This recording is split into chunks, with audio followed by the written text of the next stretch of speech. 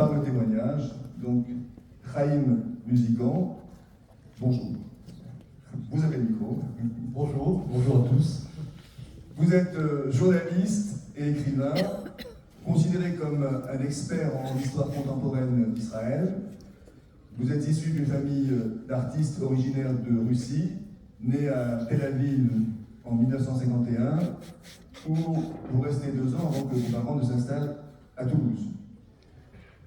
Vous êtes très tôt impliqué dans le militantisme communautaire, directeur général du CRIF, directeur du Bnei Europe, du Bnei de France, actuellement président de l'Association des Amis de Radio Shalom, vice-président de la LICRA Paris.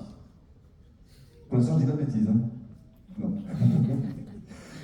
Il a écrit des centaines d'articles pour des journaux juifs, a publié plusieurs livres, dont Ehud Barak, le Faucon de la paix, en collaboration avec Paul-Henriette Lévy, qui est la directrice de la Revue de l'Arche.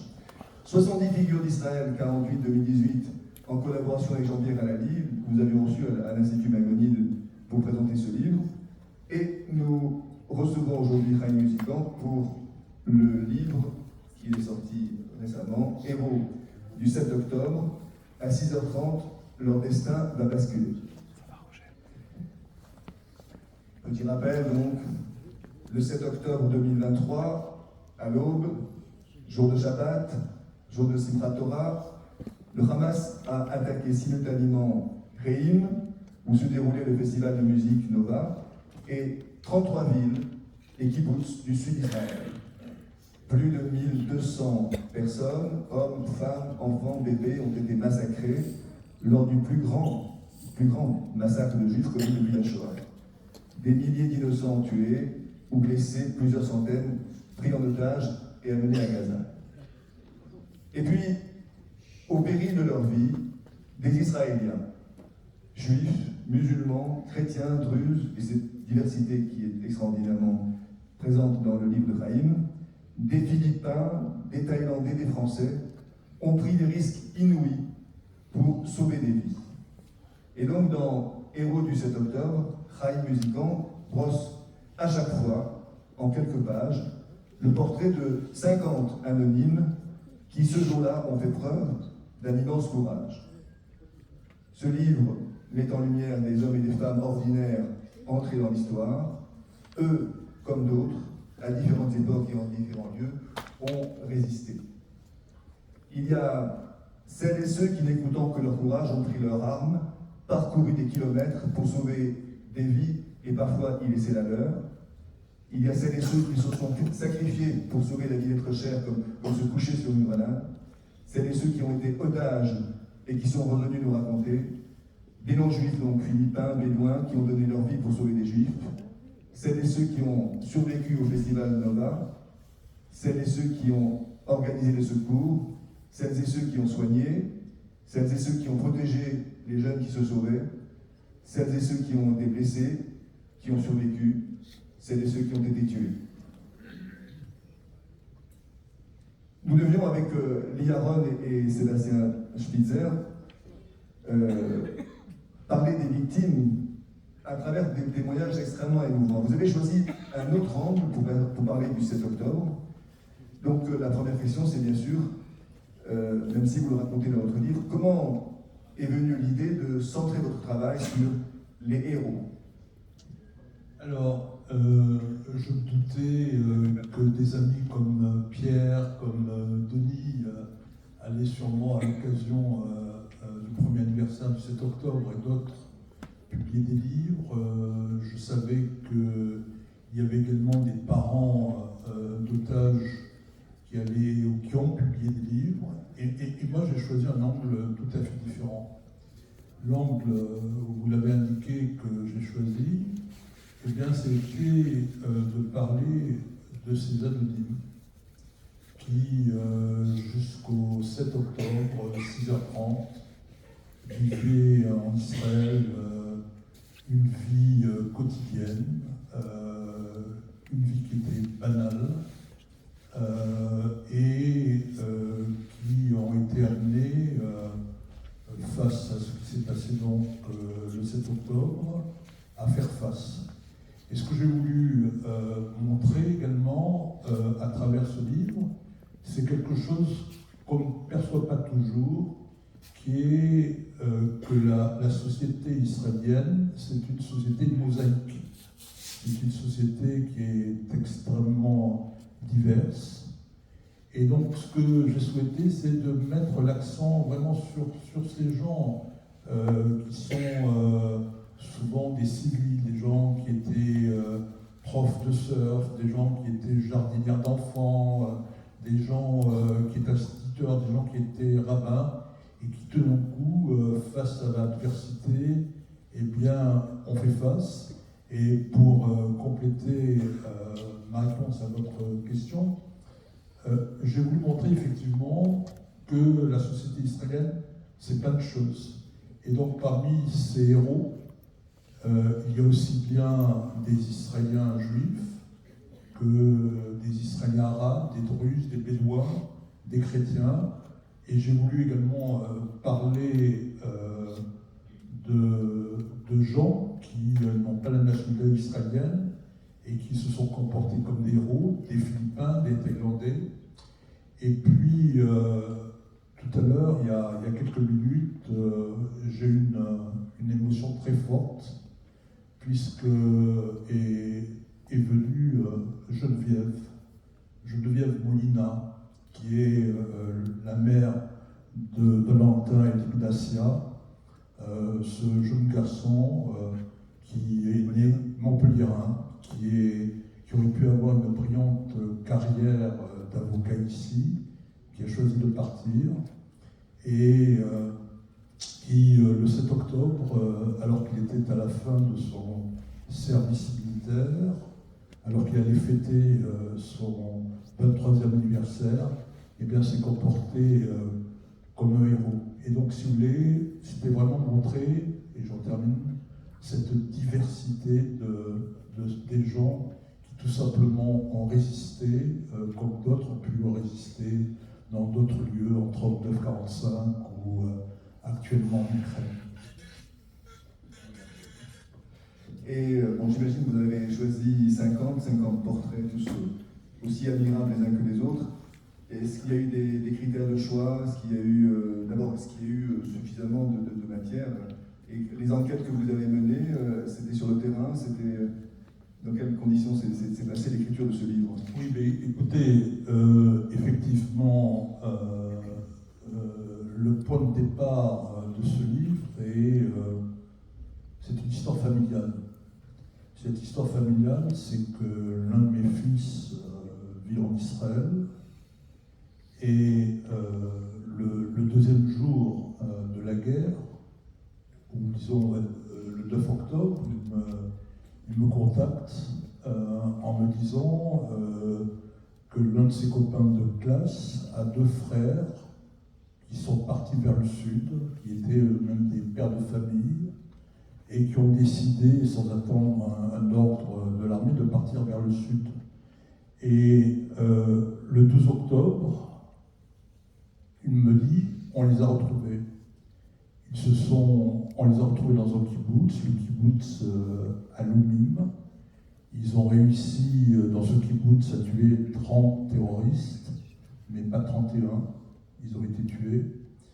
Et à partir de là, mon fils m'a donné l'idée de dire, tu sais, le public français, il est loin de s'imaginer quelle est la réalité du 7 octobre. Et donc c'est lui qui m'a donné l'idée de faire ce livre.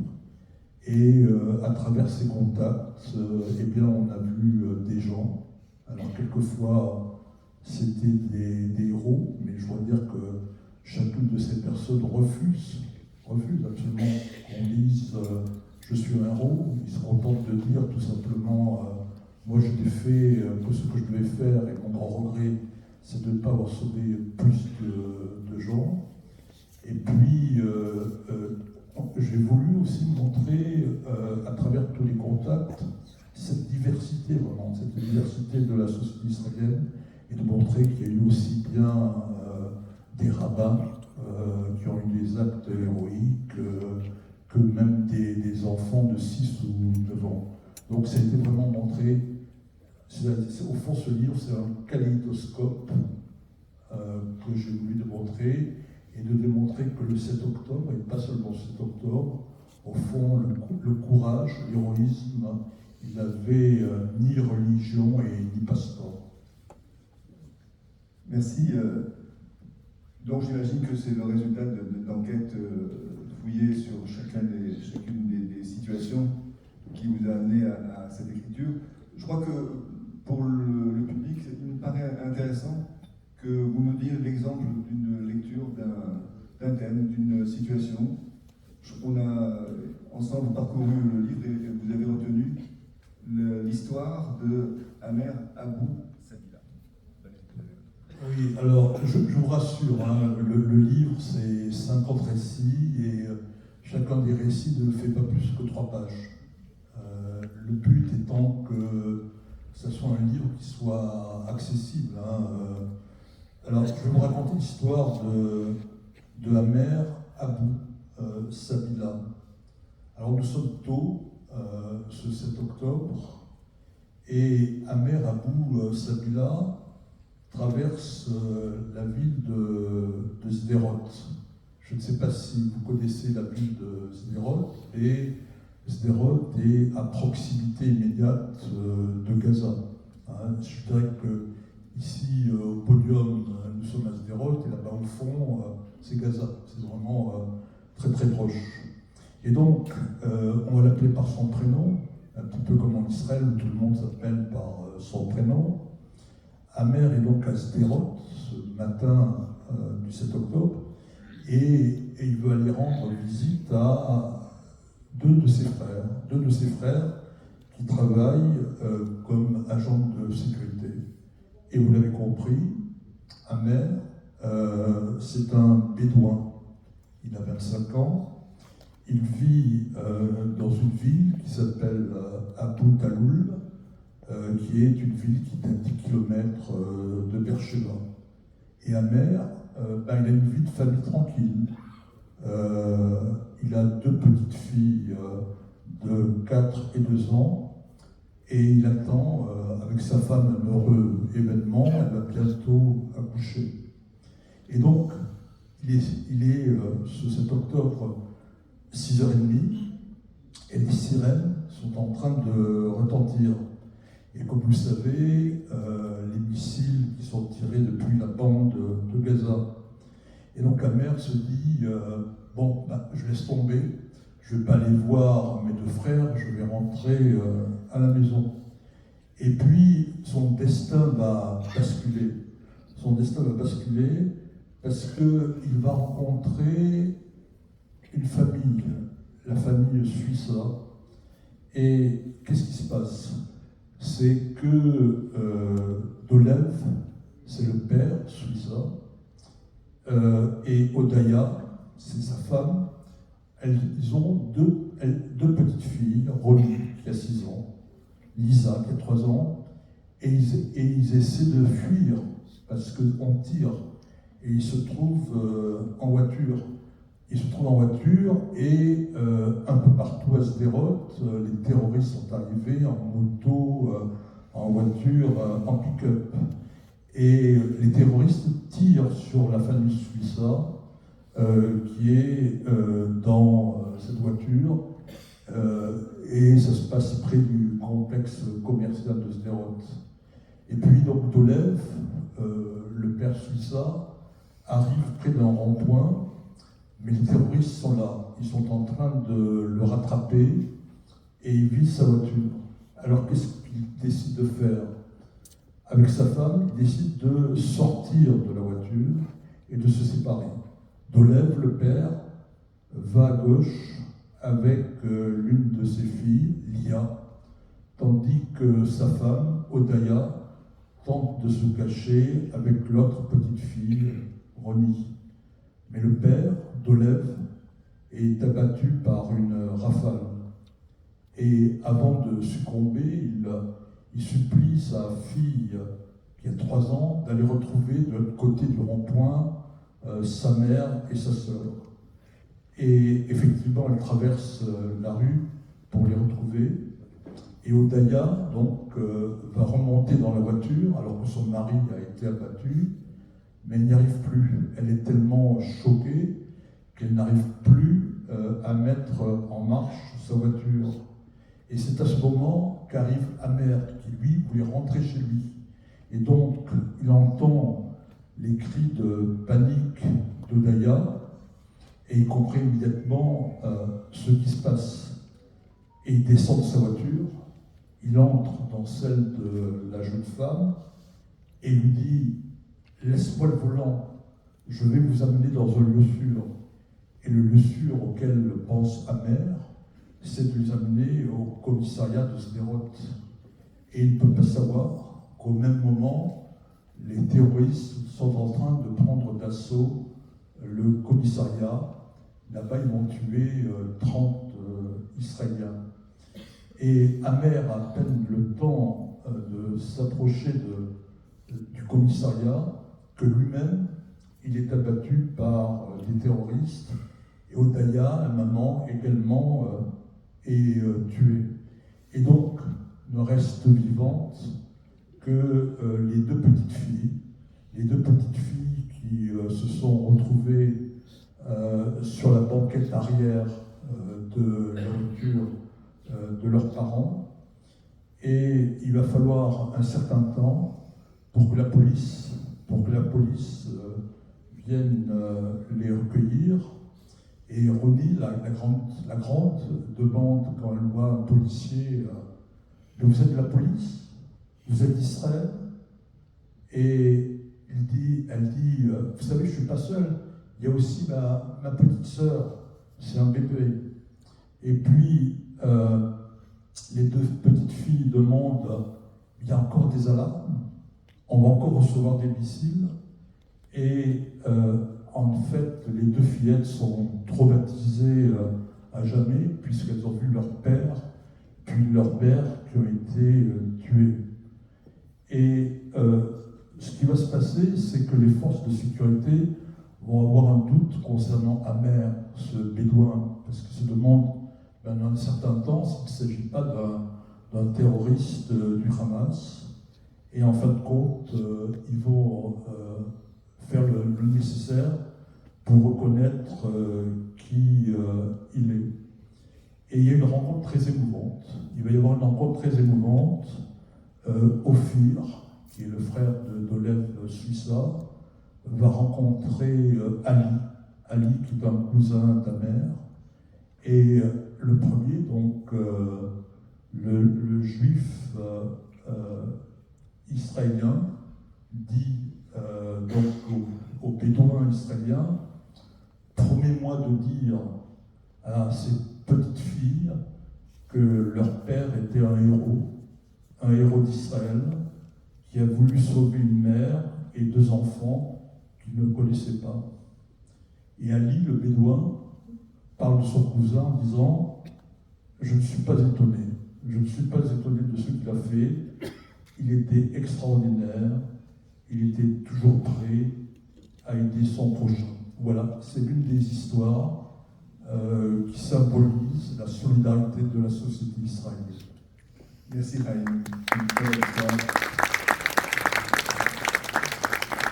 Il y en a comme ça 50 dans le livre, tout aussi émouvantes, qui parlent des héros, qui parlent aussi, et vous l'avez entendu, des victimes, puisque ici ce n'est pas bien fini pour tout le monde. Et puisqu'on y est, je voudrais évoquer, dans la foulée du travail qu'a effectué Rachel Guinness, qui devait être là, mais dont nous avons les livres, évoquer les victimes françaises du 7 octobre, sur lesquelles elle nous dit qu'il y a une espèce de voile qui a été étendu, que lorsqu'il y a eu des otages dans le passé, des otages français dans le passé, et notamment des otages journalistes, enfin du monde de la presse, les campagnes pour leur libération ont été phénoménales. Tous les jours, il y avait dans les télévisions leurs portraits, tous les jours, il y avait dans les mairies des portraits géants qui étaient organisés. Pour Bettencourt, ça a été aussi une mobilisation sans fin. Alors que depuis un an, on sait qu'il y a 2 otages français dans les tunnels du Hamas, et que je ne suis pas sûr que, même simplement entre nous, on soit capable de dire leur nom. Et ne parlons pas dans la société française en général. Et donc, je pense que c'est important de souligner qu'il y a un travail à faire à ce niveau-là, au niveau de la société française, et pour rappeler d'abord les victimes, même s'il y a eu un hommage national, mais je pense que ça n'est pas allé très très loin, et pour surtout évoquer le sort des 2 otages français. Voilà, et je vais donc donner la parole à Nathalie. On va passer à la deuxième partie de notre table ronde. Merci Charles. Merci Raïm. C'est un peu difficile de parler après cet émouvant exemple. Que je voulais dire d'ailleurs un mot à ce sujet, c'est que dans le livre de Lily Aron, journaliste israélienne du journal Haaretz, cette histoire est également développée. Et ce qui est intéressant, c'est que dans ce gros livre-là, elle raconte aussi la genèse des communautés en Israël. Donc de la ville de Sderot, qui sont ces gens qui sont venus vivre là-bas, de ces communautés bédouines qui habitent, dont Amer fait partie. Et on voit bien à travers ce livre la mosaïque dont vous parliez, de population, de peuplement, et l'origine, et elle insiste beaucoup là-dessus, Israël est fait d'un peuple de réfugiés venus des 4 coins du monde, et on retrouve parmi ces victimes toutes ces histoires de réfugiés. Donc voilà, je tenais à le dire, c'est dommage qu'elle ne soit pas là, mais elle en aurait beaucoup mieux parlé. Et juste avant de parler du livre de Denis, un petit mot sur le livre de Rachel Binas. Alors, Charles, les deux otages français s'appellent Ohad Yahalomi et Ofer Calderon, dont Rachel Binas nous parle. Et en fait, je vais, juste dans la lignée de ce que disait Charles, lire 2 citations de Rachel sur son livre qu'elle aurait. Voilà, on regrette qu'elle ne soit pas là pour nous le présenter. C'est qu'elle nous dit, avec 42 morts, le 7 octobre est ainsi le 4e attentat le plus meurtrier de l'histoire, impliquant des victimes de nationalité française. Après les attentats de Paris du 15 novembre 2015, 130 morts, l'attaque de Nice le 14 juillet 2016, 86 victimes, et l'explosion du DC-10 d'UTA en septembre 89, avec 54 victimes françaises. Tous ces liens familiaux et amicaux, historiques, ont dû nous amener à considérer la perte de compatriotes, de même que la situation des otages, pour ce qu'elles sont, un événement français. C'est peu de dire qu'ils peinent à être reconnus comme tels. Voilà. Je vais maintenant passer à la présentation de Denis, qui nous a fait le grand honneur et la grande joie de venir à ce salon. Alors, donc on va parler de l'Israël, l'impossible état normal, de Denis Sharbit. Donc je vais vous présenter rapidement, comme il se doit, qui d'ailleurs va nous dévoiler certaines choses sur sa personne. Alors Denis Sharbit est un franco-israélien. Alors je vous parle, je l'écris, vous êtes franco-israélien, vous avez choisi de vivre en Israël depuis 1974. Vous êtes professeur de sciences politiques dans le département de sociologie, sciences politiques et communication à l'Open University d'Israël, à Ranana, et vous êtes également le directeur de l'Institut de recherche sur les relations entre juifs, chrétiens et musulmans depuis 2022. Vos recherches portent essentiellement sur le sionisme et l'État d'Israël d'une part, et sur l'histoire intellectuelle de la France au XXe siècle d'autre part. Vous avez publié de nombreux articles, contribué à un certain nombre d'ouvrages collectifs, par exemple celui dirigé par Sylviane Goldberg, Une histoire juive de la France, chez Albin Michel en 2023, et vous avez publié 4 livres, dont Qu'est-ce que le sionisme? Alors je vais aller un peu vite, en 2024, Israël et ses paradoxes en 2023, Retour sur Alt-Neuland en 2018, et votre dernier livre, donc publié en 2024, assez récemment, chez Kalman Levy, dans la collection Diaspora, qui s'intitule donc Israël, l'impossible état normal. Alors, je vais vous faire une rapide présentation du livre. Cette année, donc, oui, alors on vous connaît aussi cette année, puisqu'on vous a beaucoup entendu, et à notre grand plaisir, pour nous livrer votre analyse de la situation en Israël dans les médias et lors du colloque. Donc, dans ce dernier livre, vous nous expliquez les paradoxes, titre d'un précédent livre, qui sont à l'œuvre en Israël et qui n'en font pas un État, dites-vous, normal. Vous soulevez un certain nombre de contradictions apparentes avec ou dans lesquelles l'État d'Israël s'est construit et fonctionne aujourd'hui en recourant à son histoire, en recontextualisant les choix politiques pris au cours de cette histoire, dans leurs origines comme dans leurs conséquences, et en les reliant également aux sensibilités politiques du moment. C'est donc très instructif. Vous en rendez la lecture très facile, car vous vous adressez directement au lecteur, en soulevant des questions apparemment simples, ou que toute personne intéressée par Israël a pu se poser, en explicitant votre démarche pour tenter d'y répondre. En outre, le livre est d'autant plus intéressant que vous abordez ces sujets en tant que personne engagée. Vous faites état de vos convictions avec courage et grand sens de votre responsabilité. Je suis et serai toujours plus accablée par ce que font les miens que par ce que font mes adversaires, dites-vous. Et je trouve que ça résume assez bien l'éthique de ce livre. Donc vous abordez en 6 chapitres et à la suite les questions du territoire, de la terre et des frontières de l'État, le fonctionnement démocratique en absence de constitution, la fragilité d'une cohésion nationale dans un État juif avec des citoyens qui ne le sont pas tous, les accommodements de la laïcité avec un pouvoir religieux menaçant, les rapports compliqués entre Israël et la diaspora juive, et bien sûr la question du droit des Palestiniens à un État. Donc, vous pourrez me corriger, me lancer cette présentation à votre gré. Avant d'aborder des questions sur le contenu même de votre livre, je trouvais intéressant, et je me permets la question puisque vous l'abordez vous-même dans le livre, d'apprendre à un peu mieux vous connaître, de savoir, comme on dit beaucoup, d'où vous parlez, d'autant que là, vous le dévoilez. Donc, est-ce que en quelques mots, vous pouvez nous expliquer votre parcours d'Algérie à Israël, où vous vivez actuellement, et ce qu'il a pu vous apporter comme sensibilité particulière dans votre travail? Oui, très bien.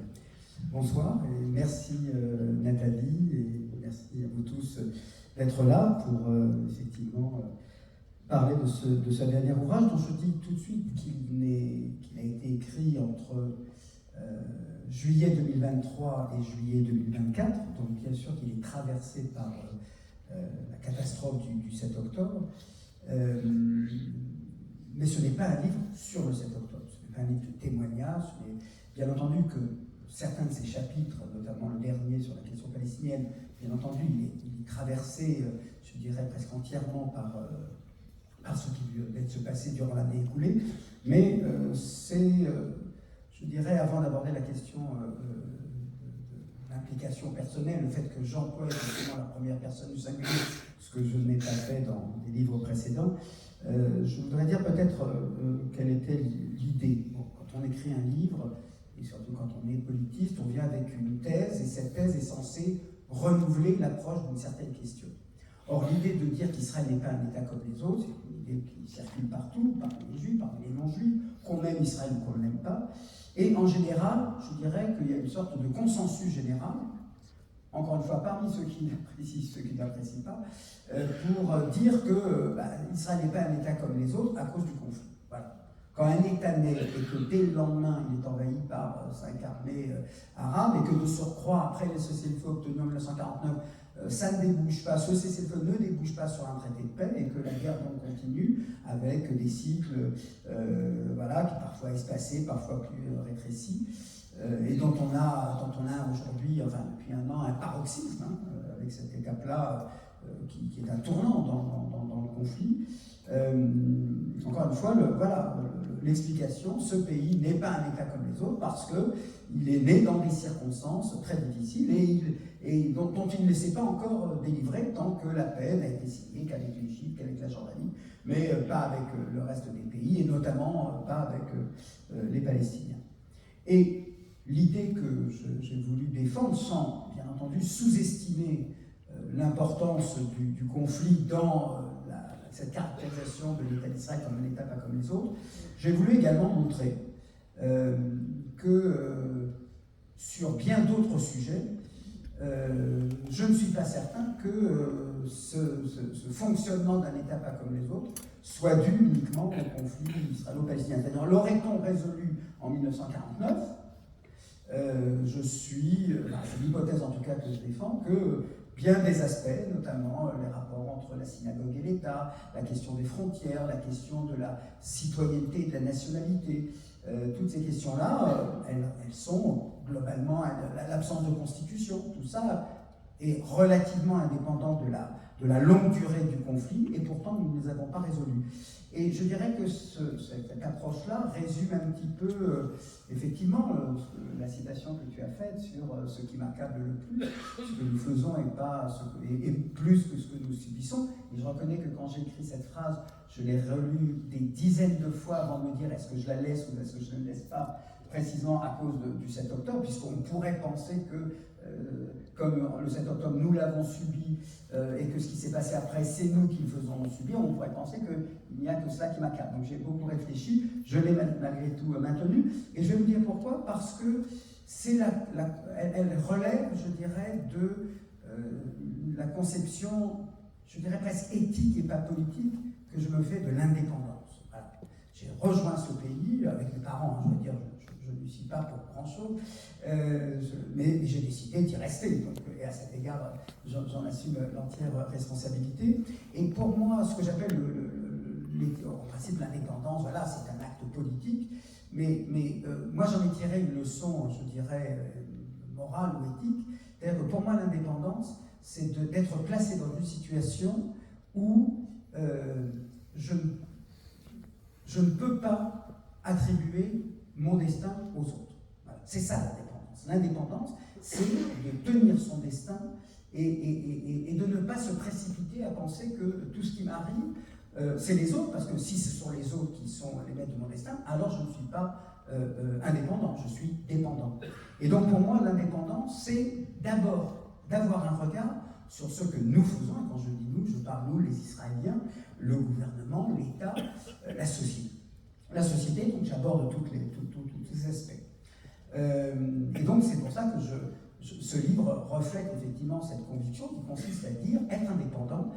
Et là je le dis par rapport à un auditoire dont je présume, sans le savoir complètement, qu'une grande partie est d'origine juive, et qui précisément dit voilà, dans un État juif, je ne peux plus me réfugier derrière, je ne sais pas, la responsabilité d'un président, d'un tsar russe, d'un président français, du maréchal Pétain, etc., puisque désormais, le destin est entre nos mains. Voilà. Je n'ai plus cette capacité, cette possibilité, cette opportunité de dire j'ai été la victime. Voilà. Pour moi, Israël, c'est rompre avec la condition victimaire. Ça ne veut pas dire qu'on ne l'est pas, mais ça veut dire effectivement que ça ne peut plus être l'optique à travers laquelle j'aborde l'existence d'Israël. Je ne peux pas toujours me réfugier en disant « Ah, mais ce sont les autres ».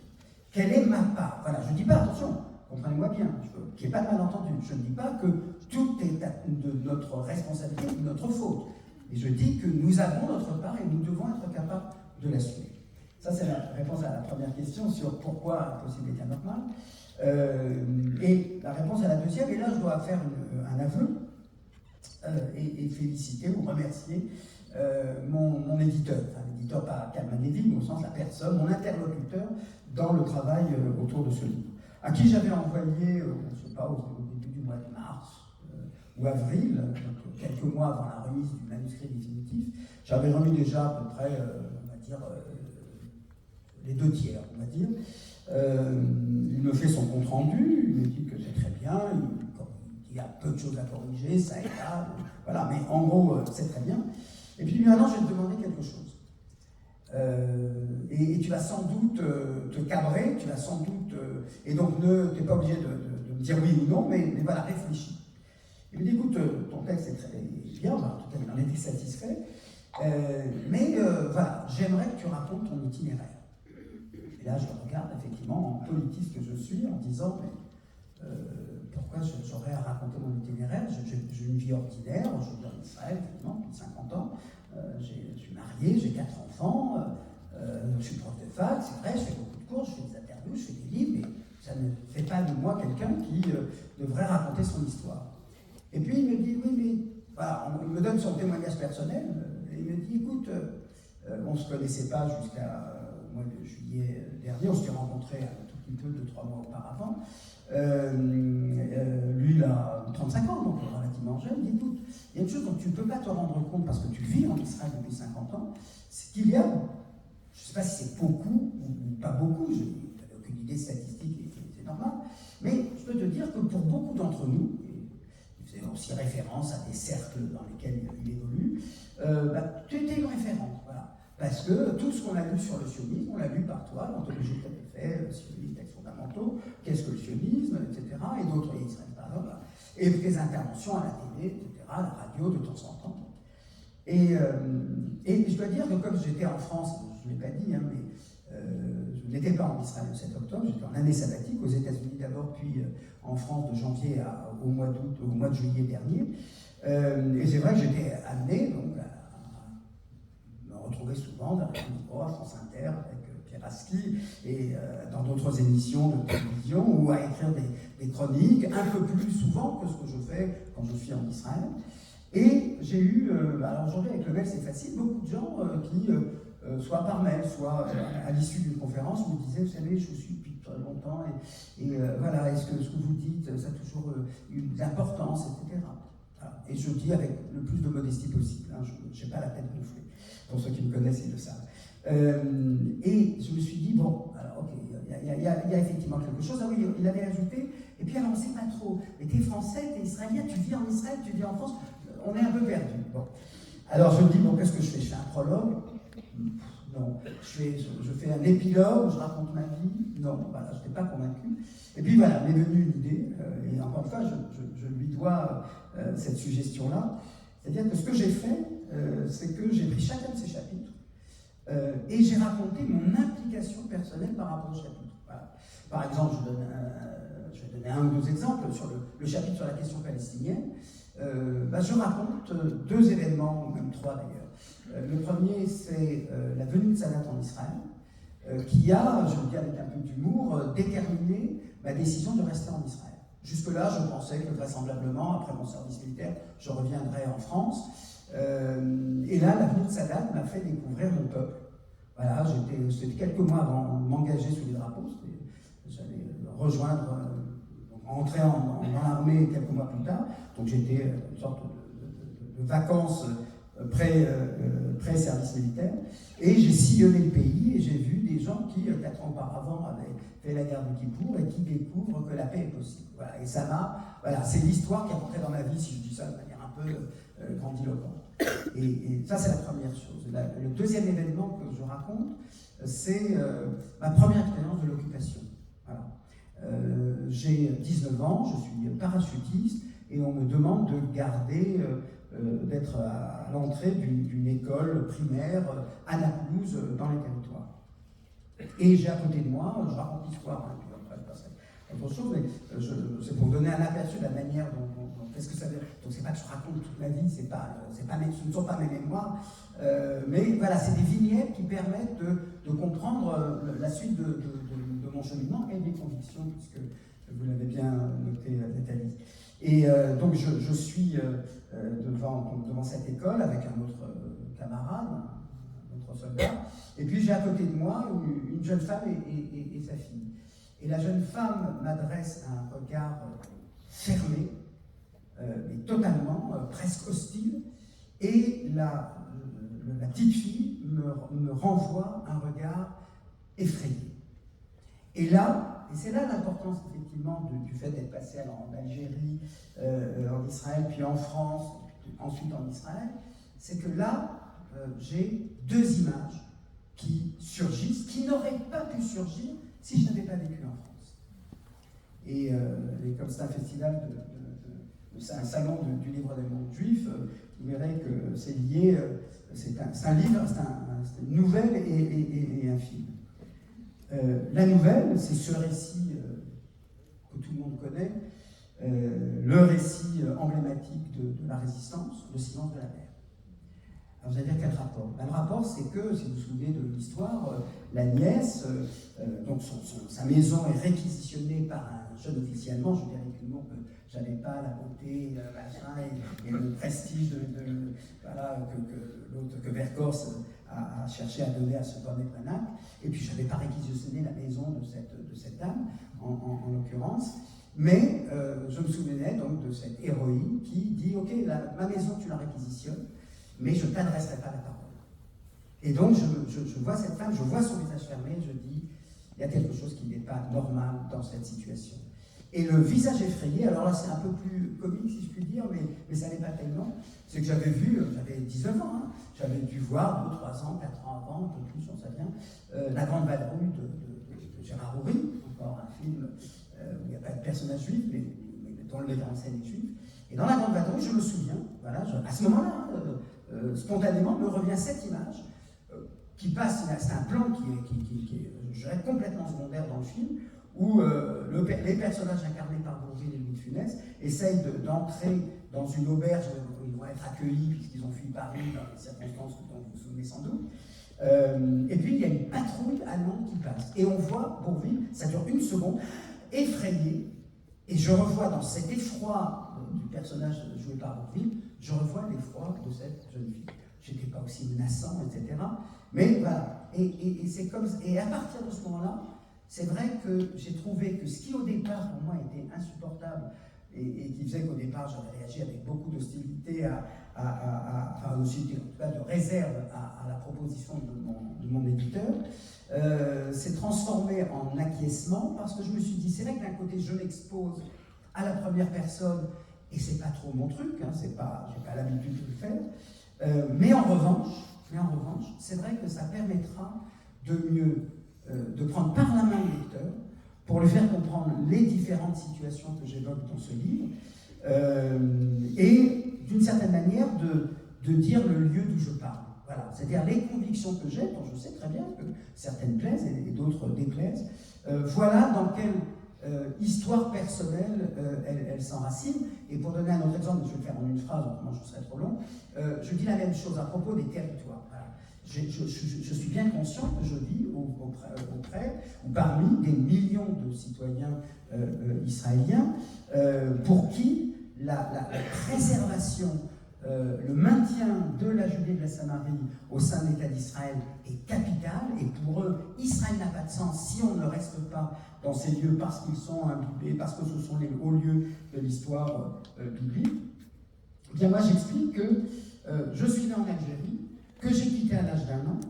À l'âge d'1 an, mes parents, parce qu'ils étaient sionistes, anticipent l'indépendance de l'Algérie, vont en Israël. Mais mon père, qui est pharmacien, primo-diplômé, on lui propose d'être employé de pharmacie, là où il avait déjà exercé en Algérie à la tête d'une officine, et donc considère que ça ne va pas. Et je me dis là aussi, s'il était resté Vercors, je n'aurais pas connu, que j'ai fait traduire en hébreu d'ailleurs et que j'ai préfacé, etc. La Grande Vadrouille, j'aurais peut-être vu, mais en tout cas, elle n'aurait pas eu, enfin, cette scène n'aurait pas eu l'impact qu'elle a eu. Et donc, vraisemblablement, j'aurais été la nôtre. Si mes parents étaient restés en 1961 en Israël, comme ils avaient prévu de le faire. Ben voilà, ils s'en vont. Alors, ils ne retournent pas en Algérie parce qu'on est à la veille des accords d'Évian. Ils arrivent en France. Et je grandis en France jusqu'à l'âge de 14 ans. Et ces 12 ans, c'est pas grand-chose dans une vie humaine, mais ces 12 ans ont été formatrices. Et il est évident que je n'aurais pas été celui que je suis aujourd'hui si je n'avais pas eu ces 12 ans en France entre 61 et 74. Et je dis, pour conclure, moi, la patrie, ça ne me parle pas, parce que l'Algérie, je ne sais pas ce que c'est. J'ai des photos, mes parents m'en ont parlé, je ne suis pas non plus des nostalgiques de l'Algérie, et certainement pas de l'Algérie française. Mais voilà. Ensuite, Israël, ça aurait pu être ma première patrie, après un an et demi ou 2 ans, voilà, ça n'a pas été le cas. Donc ça a été la France, et puis finalement, je décide de confirmer le choix de mes parents de nous établir en Israël. Et donc, pour moi, l'idée que l'État d'Israël s'établit sur ce territoire-là, ou s'en retire, ça ne présente pas, voilà, à cause sans doute. Et j'ai trouvé que finalement, il y avait dans cet aveu-là, dans ces aveux-là partiels, encore une fois, c'est pas un livre de mémoire, hein, je fais surtout de l'analyse politique de toutes ces situations-là propres à Israël, mais je trouve qu'il y avait une sorte de modestie qui consistait à dire, je ne vais pas du haut de ma science vous dire pourquoi il faut penser comme ceci ou comme cela, mais que vous, au moins, vous sachiez également, vous lisez les analyses, vous les partagez ou non, mais que vous sachiez également quel est cet itinéraire que mon éditeur voulait tant que je vous raconte. Merci. Alors bon, en fait, vous avez répondu à 2 questions. Hein. La première Tant et la mieux, seconde. tant mieux. Donc je passe à la 3e. Je vais revenir sur pour qu'on ait une idée un peu quand même de la normalité de cet état que vous caractérisez. Je ne pourrai pas développer tous ces aspects-là, mais je voulais revenir sur 2 aspects. Si on a le temps, sinon sur un, je vais voir ce que mon censeur me dit. Commence par Voilà. Alors, je vais revenir sur cette idée de nation et de citoyenneté que vous abordez dans un nouveau chapitre. Et moi aussi, à partir d'un vécu, donc je vous raconte une petite histoire très brève. Une militante active arabe-israélienne de Haïfa, du mouvement des femmes pour la paix, Women with Peace, ou Nashim Osot Shalom pour ceux qui parlent hébreu. D'ailleurs, dont Viviane Silver est assassinée par le Hamas à Beirut, est une des fondatrices, et vous d'ailleurs, vous lui rendez hommage à la fin de ce livre. Et d'ailleurs, c'était très touchant de le faire. Donc, on n'entend pas. Reste bien. Oui. Je reprends ou c'est bon? C'est bon. Et donc, cette militante du mouvement des femmes pour la paix, je précise arabe-israélienne de Haïfa, que nous avons rencontrée lors d'un voyage en février 2024, nous a témoigné de son énorme déchirement après l'attaque du 7 octobre. Et elle a utilisé cette phrase qui était de dire « Mon pays est en guerre avec mon peuple ». Cette phrase, quand j'ai lu votre chapitre sur la nation et la citoyenneté, évidemment, elle a fait tout de suite écho. Et je vous cite, vous dites « En Israël, la citoyenneté commune, c'est-à-dire l'adhésion à une communauté politique régie par les mêmes lois et le même contrat social, ne fait pas nation. Elle n'a pas entraîné, à l'instar des démocraties occidentales, la création d'un peuple israélien et d'une nation israélienne. » Donc, est-ce que vous pouvez développer ce point qui me paraît assez déterminant et assez peu évoqué quand on parle de la situation en Israël? Est-ce que ce point-là, justement, il n'est pas, dans sa complexité, est-ce qu'il n'est pas opposé aux accusations simplistes d'Israël, État d'apartheid? Et puis, je me suis posé la question, est-ce que l'attaque du 7 octobre, justement, n'a pas démontré quand même qu'Israël avait pu faire une nation en termes de solidarité, d'entraide intercommunautaire, le merveilleux exemple d'un mère qui a sauvé ses petites filles. Enfin voilà, je voulais vous soumettre ce sujet. Alors, merci de cette question parce qu'elle va vraiment permettre de vous montrer, cette question va vous permettre d'expliciter ce que j'ai défini tout à l'heure. Je viens d'un pays, j'ai grandi dans un pays, la France, où vous vivez encore, qui est républicain et de surcroît laïque. J'arrive en Israël, dans un pays qui est une démocratie, mais qui est, à bien des égards, l'antithèse de la République, du modèle républicain, et concernant le pouvoir religieux, je ne dirais pas qu'aux antipodes, il n'y a pas une théocratie en Israël, mais en tout cas, qui n'est pas du tout fondée sur les mêmes critères, c'est-à-dire où la religion est l'affaire de ceux qui sont croyants et pratiquants, et pas l'affaire de l'État. Et c'est pour ça que ça avait du sens que de me demander de raconter mon histoire, de dire, ben voilà, je bascule d'un pays qui est fondé sur un modèle républicain et dans un pays qui est une démocratie sans être une république, et dans un pays qui est laïque, dans un autre, dans lequel les religions sont visibles, dans lesquelles on leur confie du pouvoir. Et je fais état justement de cette contradiction. Alors concernant, on va parler que du premier, puisque c'est là-dessus que portait votre question, je vais expliquer. Nous sommes tous des Israéliens. Et de ce point de vue-là, la notion d'Israélien est identique à celle que vous avez ici quand vous dites nous sommes tous Français. C'est-à-dire que c'est une identité civique, c'est une identité juridique. C'est celle qui vous offre un passeport, une carte d'identité qui vous permet de vous déplacer dans le territoire et, quand vous voyagez, de pouvoir circuler sans difficulté. Donc nous avons cet édifice civique qui est commun. Si ce n'est que, dans le modèle républicain, Et d'ailleurs, et pour le coup, c'est pas que la France, c'est tous les pays démocratiques fonctionnent comme ça, c'est-à-dire que la citoyenneté et la nationalité, c'est identique. Nationalité au sens de appartenance nationale, c'est identique. Tous les citoyens sont les nationaux, tous les nationaux sont citoyens. Ce n'est pas vrai pour Israël. En Israël, nous sommes tous des citoyens israéliens, mais nous avons des appartenances ethno-culturelles, confessionnelles et linguistiques qui sont distinctes.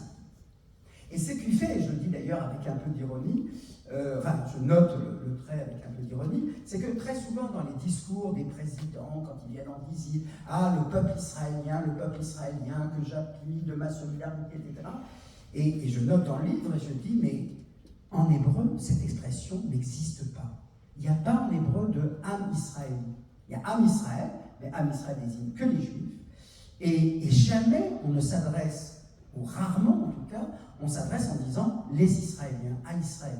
Ces expressions-là, elles ne sont pas fausses sur le plan linguistique, mais elles n'ont aucune portée significative. Pourquoi ? Parce que être israélien, c'est une citoyenneté, c'est le passeport et la carte d'identité qui nous permet effectivement de voter pour la même Knesset, d'aller dans les mêmes hôpitaux. De ce point de vue, c'est ce qui fait la démocratie israélienne, c'est-à-dire que cette citoyenneté fournit des droits égaux à tous les habitants et tous les individus, mais je dirais presque que entre juifs et arabes en Israël, il y a beaucoup de distinctions, j'ai dit, religieuses, linguistiques, ethniques, etc. Et un des points communs, si je puis dire, c'est que les deux collectivités sont convaincues qu'elles ne font pas partie du même peuple. Voilà. C'est-à-dire un juif et un arabe, héros ou pas héros, même le héros ou même la famille du héros en question ne diront pas « nous faisons partie du même peuple ». Et ça, pour moi, alors je ne dis pas que ça ne peut pas fonctionner, ça fonctionne, mais c'est vrai que par rapport au modèle d'où je venais, où justement on noie, on brasse toutes les identités confessionnelles, linguistiques, il faut apprendre le français à l'école et un peu de l'histoire de France, et tout ça c'est la même chose. Ce modèle-là, c'est pas celui qui fonctionne en Israël. Et ça crée effectivement des ambiguïtés. Voilà. Je prends par exemple la notion d'État juif et démocratique, qui est une notion qui m'est très chère, mais je dis, parce que, encore une fois, je reviens à cette notion de l'indépendance comme assumer ce que nous faisons. C'est vrai que, de ce point de vue-là, nous définissons Israël par une caractéristique qui n'est pas vraie pour 100% de ses citoyens. Et ça, c'est un problème. C'est une anomalie. Je n'ai pas dit qu'il faut la corriger. Je pense que le conflit fait que ça perdurera longtemps, et peut-être ça perdurera même au-delà. Alors, il y a un moyen de résoudre ce problème-là, c'est de dire c'est un État juif avec une minorité nationale officielle, qui est la minorité arabe. Mais ce n'est pas le cas. Les Arabes ne sont pas considérés officiellement comme une minorité. Ils sont des citoyens israéliens, et leur statut est un peu ambigu. Il a même été altéré en 2018 avec la loi sur l'État-nation du peuple juif, lorsqu'on a décrété, alors qu'il avait été décidé de maintenir ce qui avait été accepté par les Britanniques, à savoir que l'hébreu et l'arabe sont des langues officielles.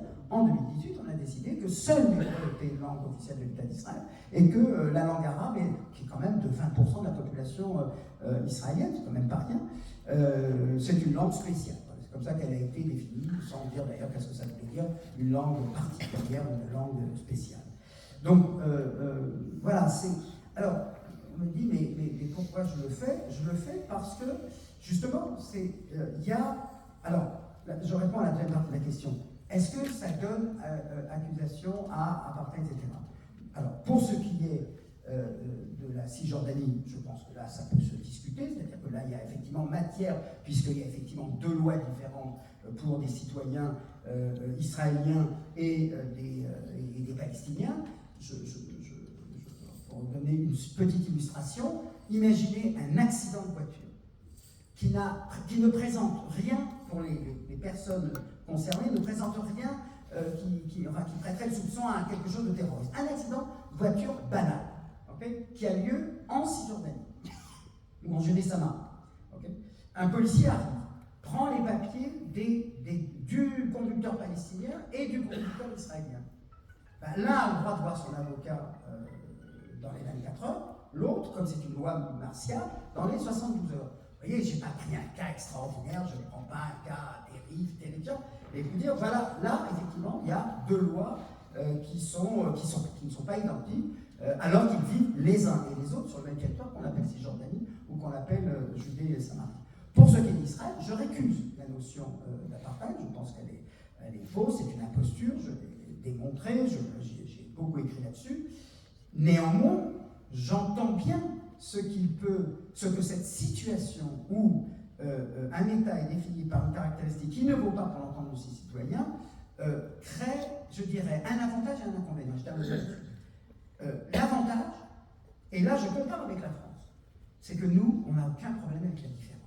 Voilà. On peut être voilé, pas voilé, le burqa, le machin, etc. Ça ne pose aucun problème, parce qu'il n'y a pas la vocation à faire un seul peuple. Donc ça, c'est un avantage. Et en ce sens, je ne dis pas un modèle qui est meilleur que les autres. Je compare deux modèles, c'est ce qu'on fait en sens politique du comparatisme. En revanche, je dirais le point faible, le maillon faible d'un État qui affirme son identité ethno-nationale, culturelle, linguistique et religieuse, c'est que la question de l'égalité peut poser problème. Je donne un exemple, l'éducation. On n'a pas des écoles publiques, à part 5 ou 6 écoles privées, on n'a pas des écoles publiques judéo-arabes. Il y a des écoles hébraïques pour la population hébraïque juive et des écoles arabes pour la population arabe. Très bien, formidable, on respecte les personnalités culturelles. Vous voyez, de ce point de vue-là, je n'ai pas de problème avec cette existence bicéphale, d'un système scolaire bicéphale. Il y a les écoles arabes pour les arabes, les écoles hébraïques et juives pour les juifs. Mais en revanche, là où le bas blesse, je l'ai dit, c'est pas la différence, on la respecte, puisque les profs sont arabes dans leur secteur, etc. Là où le bas blesse, c'est est-ce que les budgets sont les mêmes? Est-ce qu'on accorde aux écoles arabes le même budget, etc. Et je donnerai l'exemple le plus criant pour finir. Prenez par exemple Jérusalem-Est, okay, qui a été annexé, donc ça fait partie de l'État d'Israël. Personne ne dit que c'est un territoire occupé, la loi israélienne en tout cas. Vous avez 33% du budget 33% de la population de Jérusalem qui est palestinienne, qui est arabo-palestinienne, située donc sur Jérusalem-Est. Il n'y a pas 33% du budget qui est affecté à cette population. Et c'est un chiffre à moins de 2 chiffres, c'est-à-dire on est au-dessous de 10%. Et donc voilà, c'est ce type alors, certains vont créer à l'apartheid. Ok, très bien. Alors moi je vis en Israël, donc moi je me bats pour ma société, pour qu'elle se transforme, etc. C'est certain que ce qui fait que c'est une démocratie, c'est que les choses peuvent changer. Dans une démocratie, les choses peuvent régresser également. C'est l'avantage et l'inconvénient de la démocratie. Voilà le type de problème que j'expose dans une franchise et en essayant surtout de ne jamais donner prise à une remise en cause de l'État d'Israël. Moi, je vis en Israël, je n'ai pas d'autre projet que de rester en Israël, avec effectivement le souhait que cette société s'articule un peu plus sur les devoirs. M. Nicolas Tanzer en parlait tout à l'heure, sur les devoirs, le respect de la loi, le respect du droit, et je note ces manquements, et pour moi, ça ne remet pas en cause l'importance que j'accorde à l'État d'Israël et dont je n'entends pas me passer. Merci. Merci Denis. En fait,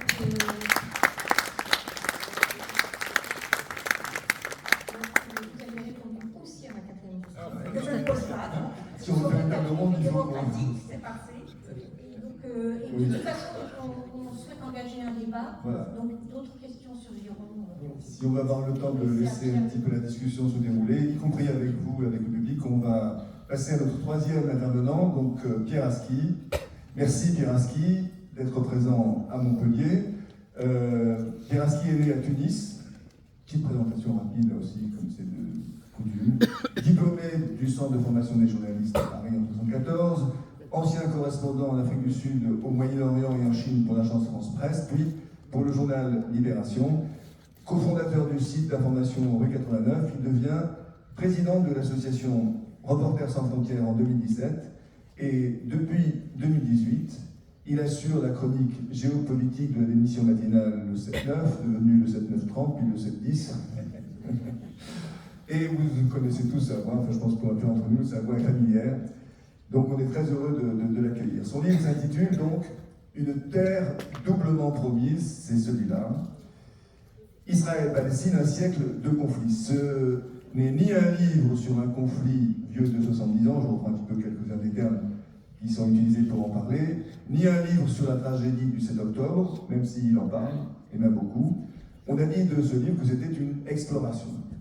Pierre Aski, en fin connaisseur des dynamiques israélo-palestiniennes, présente chacun des deux récits collectifs pour donner voix à un dilemme insoluble qui déchire la terre et les armes. Il ne se contente pas de l'écrire. Dans une deuxième partie, il donne aussi chair au conflit à travers des portraits sensibles de Shimon Peres, d'Yitzhak Rabin, à des processus tragiques comme les accords d'Oslo de 1993 et leur échec. Ses rencontres avec, entre autres à Gaza en 1988, avec Yasser Arafat, avec Shimon Peres, son interview de l'historien Zev Tzerner, figure marquante du mouvement de la paix en Israël. Et signalons, je crois que c'est important, en tout cas je suppose que vous y accordez de l'importance, que toute l'iconographie, le livre est illustré par un photographe palestinien qui s'appelle... Libanais. Ah, Libanais, Libanais. Merci. J'en dirai un mot si vous voulez. Oui, volontiers, parce qu'effectivement, les photos sont très intéressantes. C'est un photographe libanais qui est venu, que je connaissais avant, et qui, après la signature des accords d'Oslo, a dit voilà, maintenant je peux venir. Et il a passé plusieurs mois et il a fait un livre de photos sur les Palestiniens. Et ces photos, quand j'ai voulu faire ce livre, ces photos sont venues à l'esprit parce qu'ils montraient une société et des moments apaisés. Je voulais surtout pas de photos de violence dans ce livre. Et je me suis dit que le regard d'un non-palestinien, mais qui était venu avec un regard sympathisant pour la population palestinienne, était intéressant parce qu'il y a un décalage avec le climat dans lequel nous vivons aujourd'hui. On peut quand même dire son nom. Hein, Fouad El-Khoury. Fouad El-Khoury, voilà. Et il y a aussi... Il y a petit-fils d'un ancien président libanais. Les photos de Sofika, on connaît mieux Sofika, donc qui est aussi partie prenante de ce livre. Là aussi, ces photos ont une histoire, parce que c'est rien n'est dû au hasard, c'est pas le choix de l'iconographie. Il se trouve qu'en 1994, j'étais correspondant à Jérusalem, et l'artiste Sofika venait pour préparer une exposition. Et donc j'étais avec elle en train de parler, et on m'appelle et on me dit il y a un affrontement entre le Fatah et le Hamas à Gaza, il y a déjà 16 morts, c'est en train de tourner au carnage, etc. Et donc je dis à Sophie Kal, désolé, j'arrête, je pars à Gaza. Et elle me dit je viens. Alors qu'elle n'est pas du tout ni reporter de guerre, ni photographe de news, etc. Mais elle avait envie de comprendre et de voir. Donc elle vient avec moi, et on arrive à Gaza, où il y a des colonnes de fumée partout, c'était en pleine effervescence, et elle prend 2 photos qu'elle n'avait jamais publiées. Et lorsque j'ai fait le livre, je l'ai appelée pour lui demander si elle m'autorisait à les publier, parce qu'elles étaient, je trouvais, très parlantes pour comprendre le monde d'aujourd'hui. La première photo, c'est qu'à l'époque, donc en 1994, le Hamas avait kidnappé un soldat israélien, déjà il y a 30 ans. Et ils avaient revendiqué leur action avec des peintures murales dans Gazaville.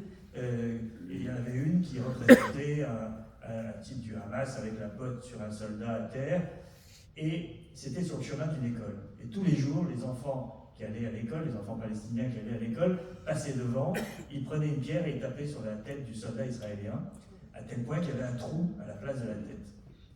Et je repensais à cette photo parce que c'est cette reproduction de génération en génération de la haine, de la figure de l'ennemi, même lorsqu'il est simplement une peinture sur le mur. Et je me disais, voilà, les enfants de Gaza d'aujourd'hui qui vivent ce qu'on sait, ça ne peut pas être différent de ceux d'il y a 30 ans qui sont les adultes d'aujourd'hui. Ça, c'était la première, et donc cette photo est dans le livre. Et la deuxième, qui est aussi très parlante et nous raconte quelque chose d'aujourd'hui, c'est que à Gaza, ville, il y avait un cinéma qui avait rouvert après les accords d'Oslo. C'était un entrepreneur de Gaza qui avait racheté un vieux cinéma qui était fermé depuis la première intifada. Il avait racheté des beaux fauteuils rouges en sky, il avait un beau projecteur, il avait acheté un stock de films égyptiens que tout le monde connaît. Et le Hamas, ce jour-là, fait une manifestation dans Gaza, passe devant le cinéma et ils mettent le feu. Et ils sortent les bobines de films et ils font un autodafé des films égyptiens devant le cinéma. Et nous, on passe quelques minutes plus tard, et Sophie Kahn prend la photo des pellicules qui brûlent dans le ciel de Gaza. Et je me disais que ces deux photos, elles étaient parlantes sur, sur cette reproduction de génération en génération, sur l'idéologie du Hamas, et sur le fait que tout ça n'est pas né il y a 15 jours, mais on est sur un temps long, parce que ces photos, elles ont été prises il y a 30 ans. Je continue dans ce livre. Non, mais c'était très intéressant, au contraire, et je crois que c'était une des questions qu'on aurait pu poser, effectivement. Je disais que ce livre ne cherche pas à justifier, ne cherche pas à condamner, il cherche à comprendre. Il essaye d'éviter les raccourcis, les jugements trop tranchés, même si certains lecteurs pourraient trouver ce choix un peu frustrant parfois. En tout cas, il nous livre une histoire comme celle de cette terre promise qui reste ouverte, qui reste irrésolue, et avec une question obsédante, jusqu'à quand? Alors, on commence évidemment par le début, par le titre, une terre doublement promise, et pourquoi pas d'ailleurs triplement, qui met un peu à égalité les nations. Ça serait quoi le troisième? Ah bah, les croisés ont pris la terre et ils l'ont pris de ensemble. Pardon. Ils sont quoi? Donc, la question c'est de quelle terre s'agit-il? Pas de Candelier de Chine. Et donc, c'est quoi la terre doublement promise? Alors, merci d'abord de l'invitation, de cette présentation. Et je vais vous... En fait, ce titre, il m'a été inspiré par une phrase que j'ai lue dans un livre que j'ai lu plusieurs fois, et que je ne sais pas si... Je pense que beaucoup d'entre vous l'ont sûrement lu aussi. C'est « Le Juif errant est arrivé » d'Albert Londres. Albert Londres, le père du journalisme français, en 1929, il décide de faire un voyage dans le monde juif de l'époque. Il pose la question, d'ailleurs la question est assez drôle de poser comme ça, qu'est-ce qu'un juif? Et il essaye de rentrer dans les courants qui traversent le judaïsme de l'époque, c'est-à-dire les religieux, le sionisme et le bouddhisme. Nicolas Klenzer parlait du Bund tout à l'heure. Beaucoup de gens ont oublié ce qu'a été le Bund, mais dans cette période-là, c'était un mouvement important. Et donc il commence, il fait Paris, Londres, Berlin. Il est dans ces communautés juives qui sont beaucoup moins traversées par ces courants que d'autres, parce que les juifs allemands lui disent, par exemple, on est en 29, 4 ans avant Hitler, lui disent, mais la culture allemande, c'est nous. Pourquoi voulez-vous que nous allions ailleurs? Et ensuite, il passe en Pologne, et donc là, on a les ghettos, les discriminations, il va jusqu'à Odessa, etc. Au passage, il y a une phrase extraordinaire d'un jeune sioniste polonais qui lui dit, en 1929, « On va tous se faire massacrer ». Alors il dit pourquoi? Il dit parce que ce sont les religieux qui tiennent le haut du pavé de la communauté, et ils disent qu'il faut attendre la venue du Messie pour créer l'État. Et donc ni les sionistes ni les bouddhistes ne pèsent suffisamment lourd, et donc on va rester ici et on va se faire massacrer. 1929, c'est extraordinaire de lire ça, et ce livre, au-delà de la politique, il est passionnant parce que c'est une plongée dans un monde qui a évidemment disparu. Et donc il va à Odessa, et ensuite il passe en Palestine du mandat britannique. 1929, il raconte Tel Aviv qui n'avait que quelques années d'existence, et il revient en France, il commence à écrire ses articles, quand se produit le premier affrontement sanglant entre juifs et arabes à Hébron, en 1929. Il retourne là-bas, je ne sais pas comment il fait pour...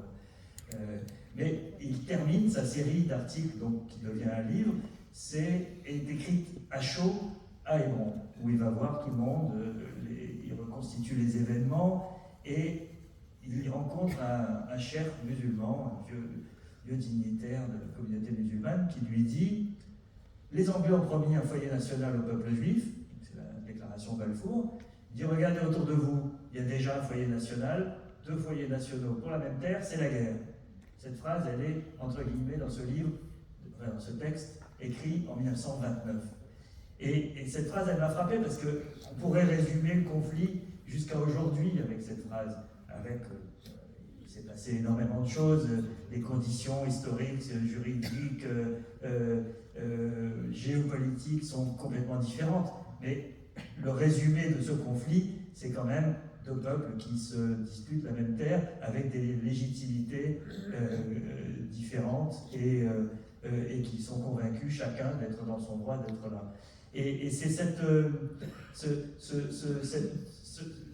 cette terre, comment on la définit, elle est évidemment la même et que soit l'un élimine l'autre, soit on la partage. Il n'y a pas de troisième solution. La troisième solution, c'est celle qui a eu lieu jusqu'au 7 octobre, qui était une sorte de statu quo ambigu où on n'annexait pas, mais on colonisait, on grignotait doucement, et il n'y avait pas de solution, et en pensant que l'absence de solution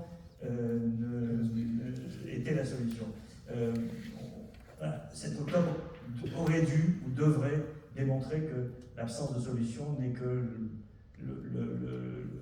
la catastrophe à reporter à plus tard. Donc voilà, c'est ça que c'est cette idée de cette phrase, parce que c'est un texte que j'avais lu lorsque j'étais correspondant à Jérusalem et que de temps en temps je relis, parce que je trouve d'abord qu'Algernon a une plume formidable qui permet de revivre cette époque de l'Europe d'avant-guerre et aussi de donner quelques clés de compréhension du monde d'aujourd'hui. Si je voulais revenir donc maintenant sur la première partie de votre livre qui revient longuement sur l'histoire du conflit, qui permet de contextualiser, et donc peut-être quelques mots sur ce contexte, et peut-être aussi pour dire ce que j'ai cru comprendre, que contextualiser, ce n'est pas excuser. Oui, ça c'est clair.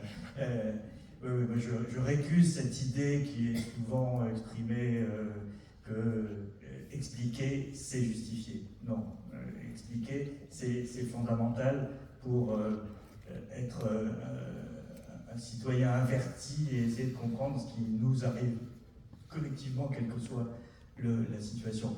Non, je pense que en fait, la raison pour laquelle j'ai fait ce livre, en fait, pour vous dire,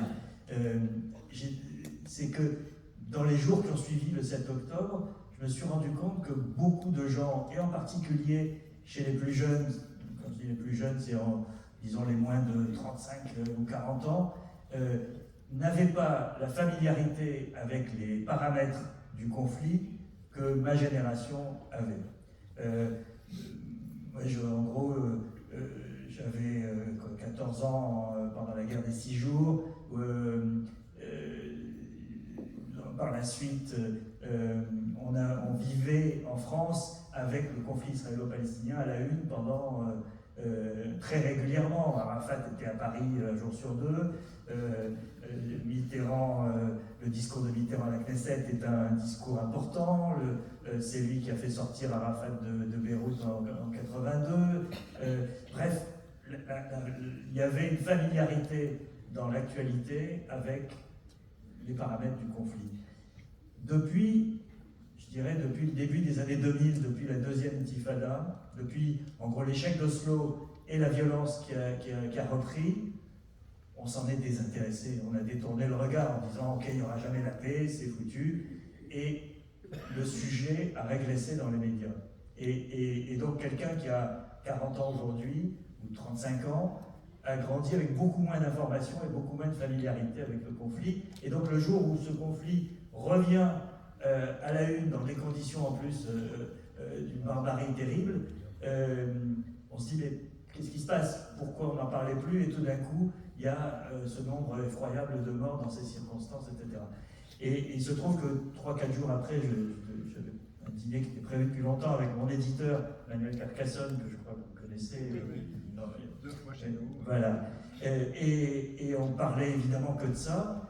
Et la conclusion du dîner, c'était il faut remettre tout ça à plat, il faut redonner les clés aux gens. Et en puisant, et c'était là que mon rôle était un peu particulier, c'est qu'en puisant dans ce que j'ai vécu moi dans cette région, je trouve que Mon père vivait en Israël, il y est enterré aujourd'hui, et il s'est installé en 73, l'été 73, juste avant la guerre, et je ne vous raconterai pas l'histoire, mais elle est trop longue, j'en ferai un livre un jour, je reviendrai le présenter. Et donc j'y suis allé, moi j'étais en France avec ma mère, mes parents avaient divorcé, et donc j'y suis allé en décembre 73 pour la première fois, voir mon père, dans une maison qui était endeuillée puisque mon père s'était marié et la fille de sa femme, c'est compliqué, c'est une histoire juive, hein, donc c'est forcément compliqué, avait perdu son mari dans la guerre d'octobre 73, donc j'arrive dans une maison endeuillée, je découvre le pays à cette occasion. J'y suis retourné pour la première fois professionnellement en 81, après l'assassinat de Sadat. Et j'étais à Libération à l'époque, et j'étais allé faire les réactions côté palestinien à l'assassinat de Sadat. Et j'ai suivi les funérailles de Sadat à la télé égyptienne, dans la maison du chef officieux de l'OLP à Gaza. Donc Gaza, ça fait plus de 40 ans que j'y suis allé pour la première fois. Et il se trouve que ce représentant de l'OLP, c'était le docteur Abdel Shafi, le président du Croissant Rouge palestinien, qui a joué un rôle par la suite, puisque c'est lui qui a dirigé la délégation palestinienne à la conférence de Madrid, qui ensuite a donné les accords d'Oslo, etc. Et ensuite, j'ai été correspondant, je suis arrivé à Jérusalem en poste en août 1993. Donc, quand je suis arrivé à Jérusalem, il y avait un article dans la presse locale qui disait « Les journalistes étrangers s'emmerdent, pour être direct, il ne se passe plus rien dans cette région, CNN réduit ses effectifs, un tel s'en va, etc. » Bon, un mois plus tard, il y avait la signature des accords d'Oslo.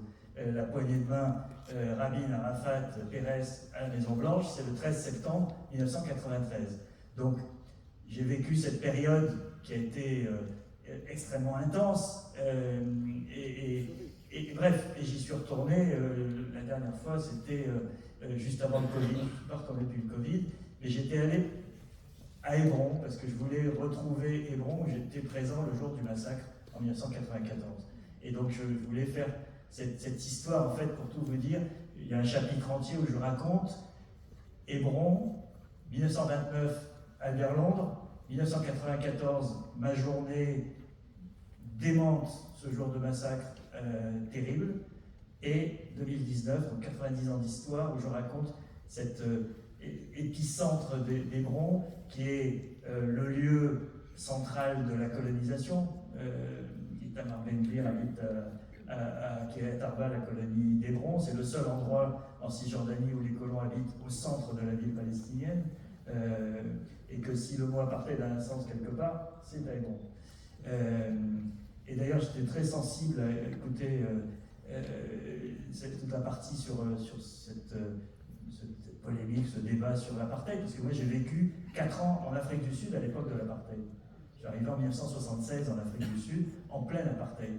Et donc je sais ce que l'apartheid signifie, et c'est peut-être aussi, j'anticipe peut-être vos questions, mais ce qui colore ma vision du monde, c'est que j'ai assisté j'étais jeune journaliste, donc des années de formation intellectuelle, dans un pays où il y avait le système le plus inique au monde, la ségrégation raciale qui s'appuie sur la loi, la déshumanisation, la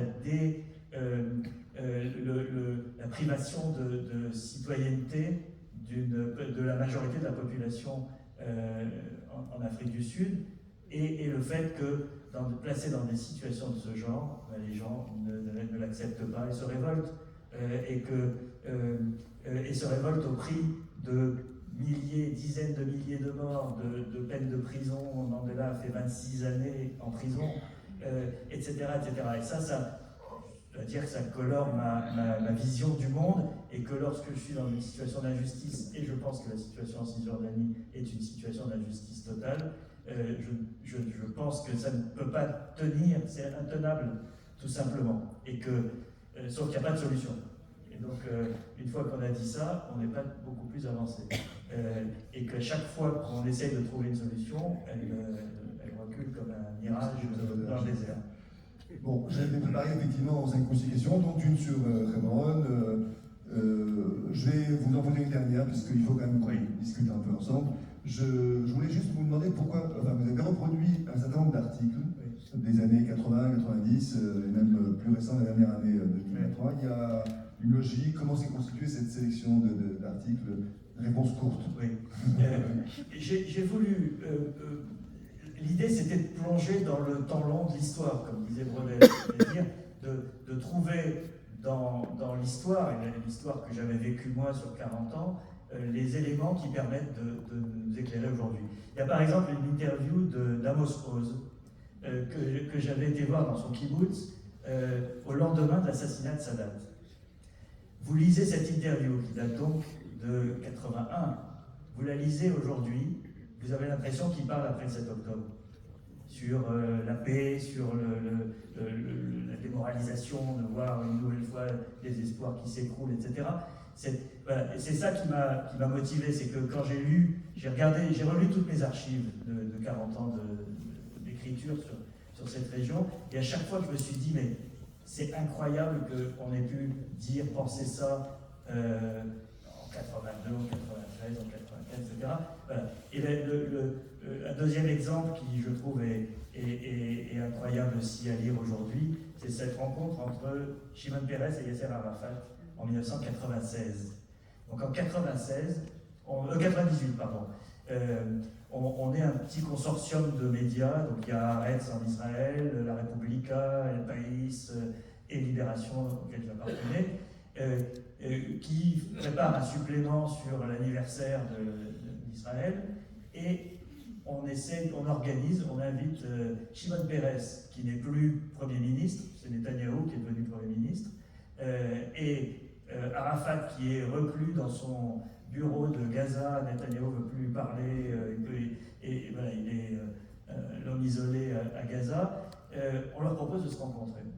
Shimon Peres arrive à Gaza avec un garde du corps en voiture au centre de Gaza.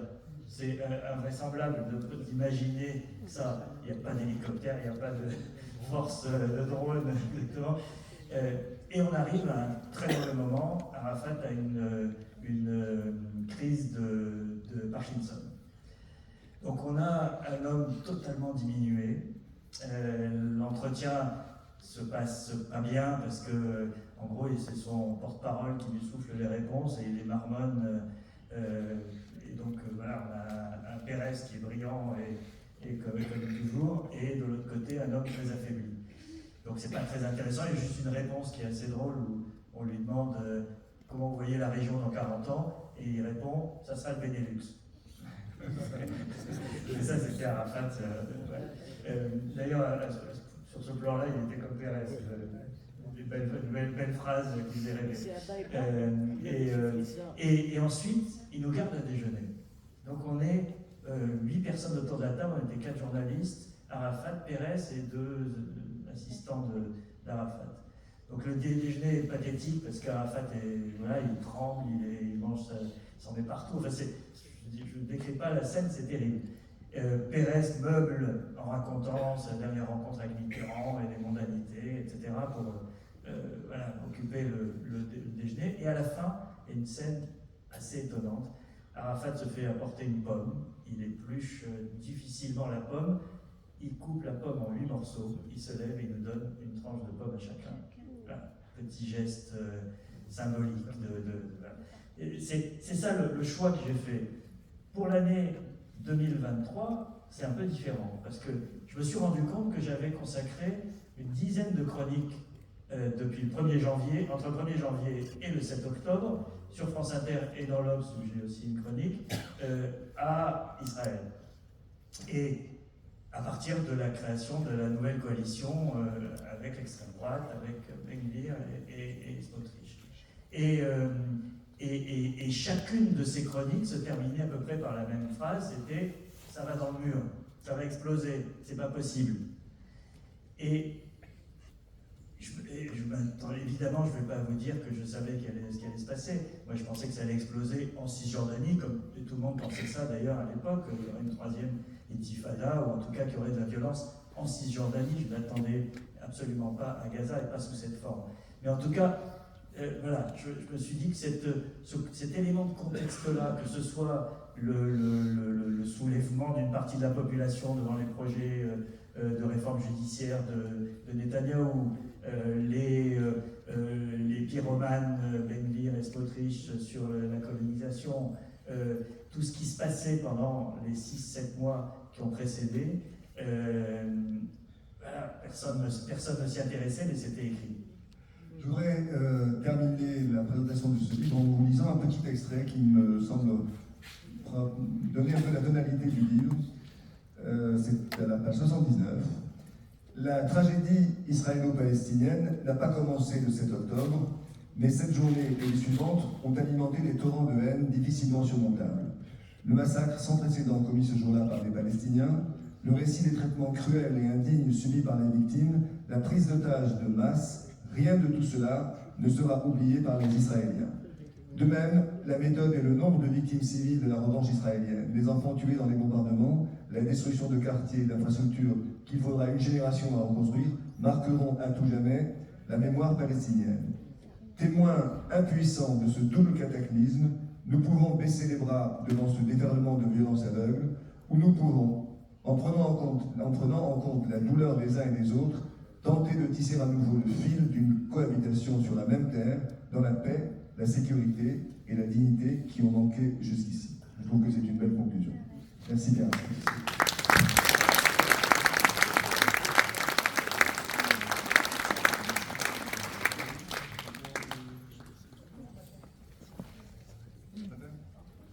S'il y a des questions, là, ça. Allez, il y a Jamie qui va lancer.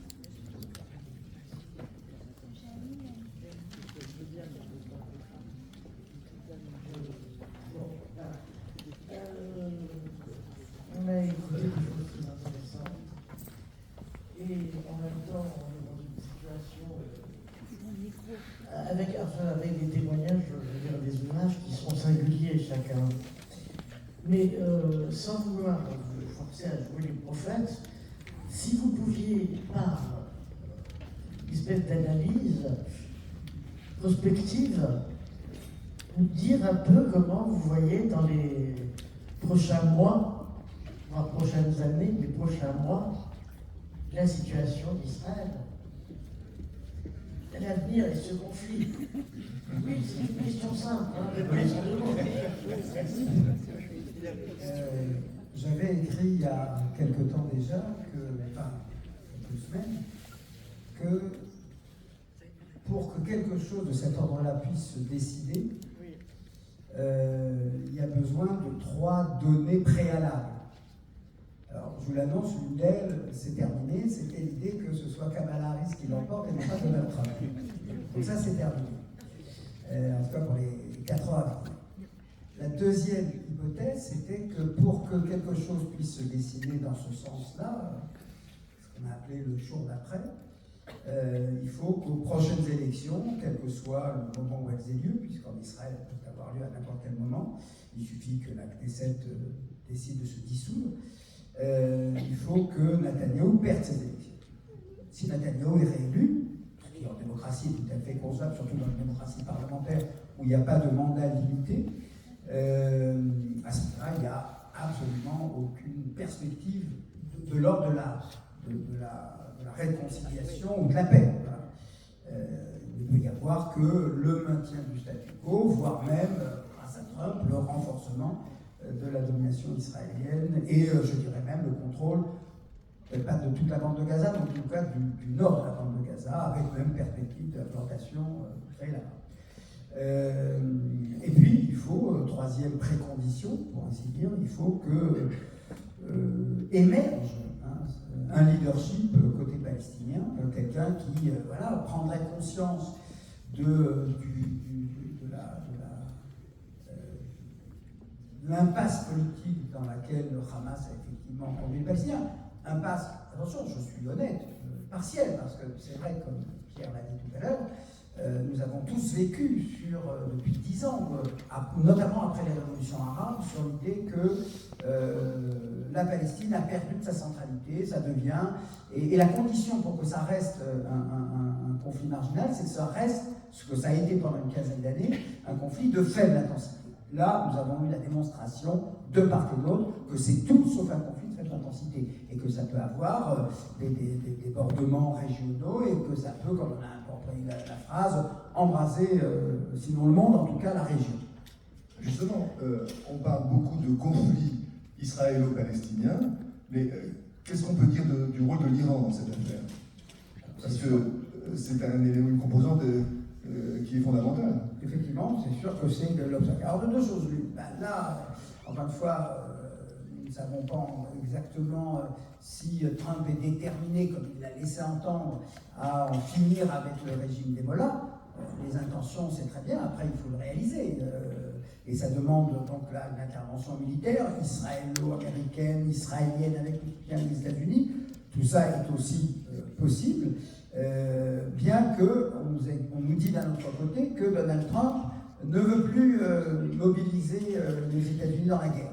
Il trouve que ça coûte trop cher et que ça empêche des accords. Alors, la question, donc ça voudrait dire qu'il viserait plutôt la création d'un pôle, d'une alliance avec l'Arabie Saoudite, laquelle Arabie Saoudite, qui avant le 7 octobre était prête à dire allez, je lâche un peu de dollars sur les Palestiniens, mais politiquement parlant, je n'exige rien. Là, depuis quelques semaines, le ton a monté et les Saoudiens réclament la résolution, enfin le respect, la création d'un État palestinien. Donc, on verra comment Trump arbitre ce décalage entre ce que voudrait Netanyahou et ce que voudrait Ben Salman. Et à ce moment-là, la question se pose, est-ce que si on veut que ce projet puisse avancer et puisse se réaliser, avec donc reconnaissance d'un fait national, reprise de la négociation, etc. Et encore une fois, je dis ça ne peut pas se faire avec Netanyahou, c'est forcément avec un autre leader que lui. Et là, la question se pose, est-ce qu'on écarte l'Iran totalement, et à ce moment-là, ça veut dire que l'Iran peut jouer un rôle qui consiste à torpiller les accords, ou bien on essaie de lui donner une certaine place, je ne sais pas comment, mais pour qu'elle ne s'oppose pas à la constitution de ce qui pourrait effectivement résoudre. Donc ça veut dire bien évidemment qu'il y a énormément de paramètres extrêmement compliqués, et moi je suis de ceux qui pensent que pour que du côté israélien ça bouge, il faut que les leaders de l'opposition, ou certains d'entre eux, peut-être pas tous, je dirais, s'affichent avec de nouveaux leaders palestiniens. Autrement, et la droite et ceux qui y sont opposés auront beau jeu, et à juste titre, de dire ces discussions-là des leaders de l'opposition sont des discussions en chambre, c'est eux qui font la carte à quoi va ressembler un État palestinien. Et donc, il faut revenir en quelque sorte à ce qu'on appelle l'esprit de Genève, c'est-à-dire de voir des Palestiniens et des Israéliens d'accord sur un projet. Là, à ce moment-là, ça pourra avoir un effet déclencheur par rapport à la situation actuelle qui, effectivement, c'est un puits sans fond. Bien. Juste un mot, je partage une partie de l'analyse qui vient d'être faite, mais de Denis. Je pense que la question saoudienne est au cœur de l'équation. L'Arabie saoudite, par rapport aux périodes précédentes, avec ce prince héritier ambitieux, occupe une place beaucoup plus importante. Et je crains qu'on ait raté la fenêtre d'opportunité pour que tout ça évolue de manière positive. Parce que l'idée de Joe Biden, qui n'a pas été particulièrement brillant dans toute cette phase, était que le jour où cette guerre s'arrête à Gaza, et il espérait qu'elle s'arrête bien plus tôt, il y avait une sorte de plan américano-arabe centré sur l'Arabie saoudite, avec une garantie ou le soutien des Européens, etc., qui allait être mis sur la table en disant c'est à prendre ou à laisser aux Israéliens, aux Palestiniens, avec des leaderships renouvelés, ce qui est effectivement une condition indispensable.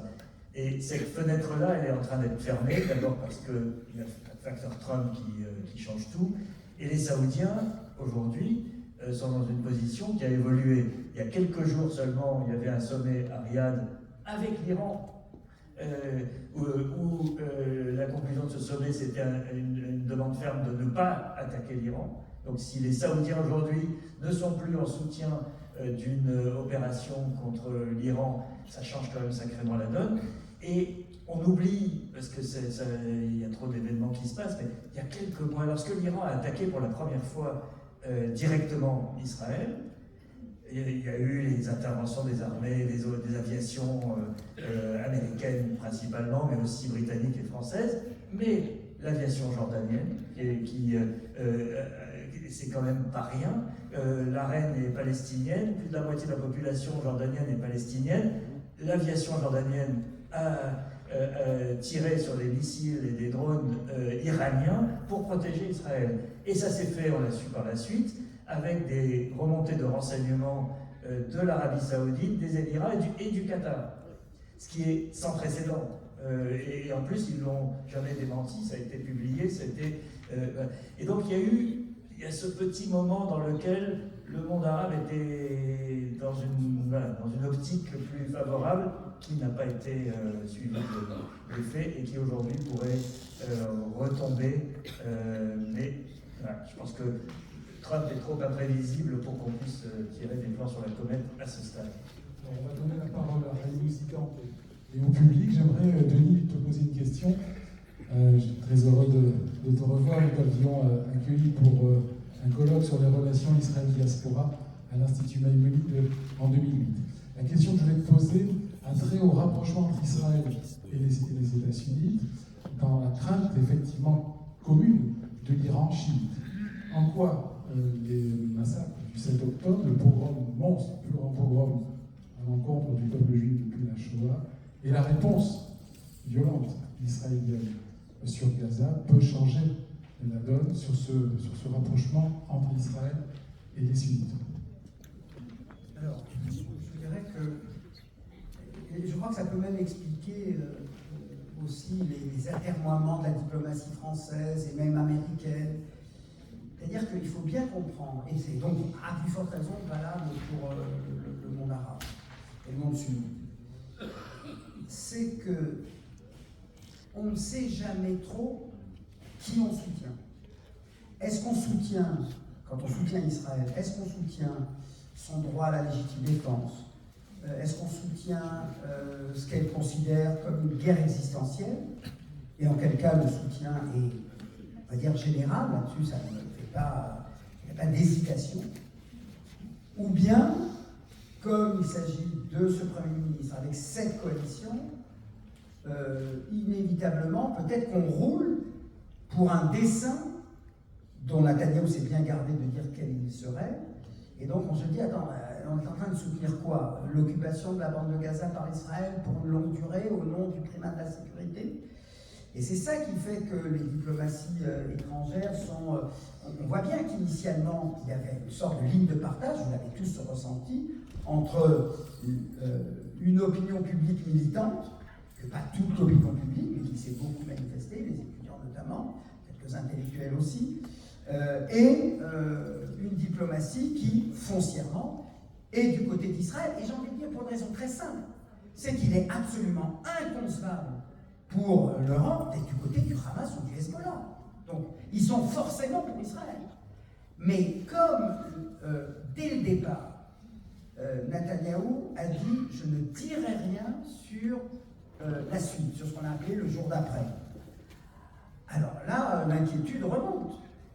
Parmi les chancelleries favorables à Israël, parce qu'ils savent quels sont, encore une fois, les objectifs et les desseins qu'ils poursuivent, et se disent, ça n'est pas concevable, il est inadmissible qu'on puisse le soutenir.